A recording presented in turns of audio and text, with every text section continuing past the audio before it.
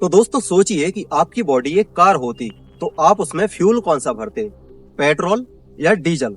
कुछ लोग कहेंगे पेट्रोल, कुछ कहेंगे डीजल। इसी तरीके से हमारी बॉडी को चलने के लिए भी फ्यूल लगता है, एक ग्लूकोज और दूसरा फैट। लेकिन फाइटर या किसी एथलीट्स के लिए सही फ्यूल कौन सा है और सबसे ज्यादा एनर्जी ग्लूकोज से मिलती है या फिर फैट से, और असली फ्यूल कौन सा है? तो आज है हमारी एनाटॉमी और फिजियोलॉजी सीरीज की वीडियो नंबर 8 और आज हम जानेंगे कि कौन से सोर्स से हमारी बॉडी असली एनर्जी बनाती है, ग्लूकोज से या फैट से। अगर आपको ग्लूकोज और फैट समझ में नहीं आया तो मैं आपको सरल भाषा में समझा देता हूँ। जैसे कि आप दलिया खाते हैं, ओट्स खाते हैं, फ्रूट्स खाते हैं, शहद खाते हैं, शुगर वाली चीजें खाते हैं तो उससे आपको ग्लूकोज मिलता है। और जब आप नट्स खाते हैं या दूध से बनी चीजें खाते हैं जैसे दूध, घी वगैरह, दही, तो इनसे आपको फैट मिलता है। फैट वो वाला फैट भी हो सकता है कि आपकी बॉडी के ऊपर बेली फैट जमा होता है, ठीक है, तो उसको भी बॉडी एनर्जी के रूप में लेती है।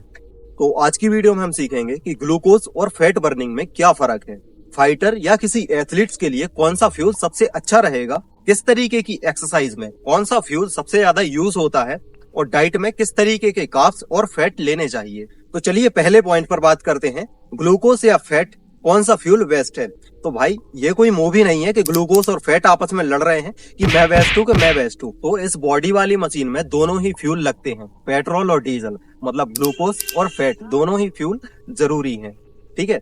तो जब हम खाना खाते हैं तो बॉडी उसे एनर्जी के रूप में बदलती है और जब हमें एनर्जी की जरूरत पड़ती है तो बॉडी तुरंत उसे एटीपी में बदलती है। लेकिन ग्लूकोज और फैट दोनों का एनर्जी देने का तरीका अलग है।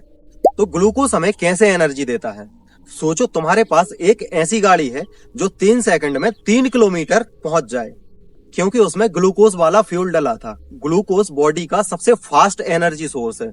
जब भी आप कोई हाई इंटेंसिटी एक्सरसाइज करते हो जैसे कि स्प्रिंट या फिर मतलब कोई एक्सप्लोसिव मूवमेंट, तो सबसे पहले बॉडी ग्लूकोज का ही इस्तेमाल करती है। तो आपका ग्लूकोज ग्लाइकोजन के रूप में मसल्स में स्टोर होता है और जब भी उसे जरूरत पड़ती है तो तुरंत एटीपी में बदल जाता है। ग्लूकोज का काम होता है इंस्टेंट एनर्जी देने के लिए। जब भी आप कोई स्प्रिंट करने वाले हैं या कोई वेट लिफ्टिंग करने वाले हैं, कोई एक्सप्लोसिव मूवमेंट करने वाले हैं, तब आपको ग्लूकोज की जरूरत पड़ती है और ग्लूकोज से बॉडी एनर्जी लेती है।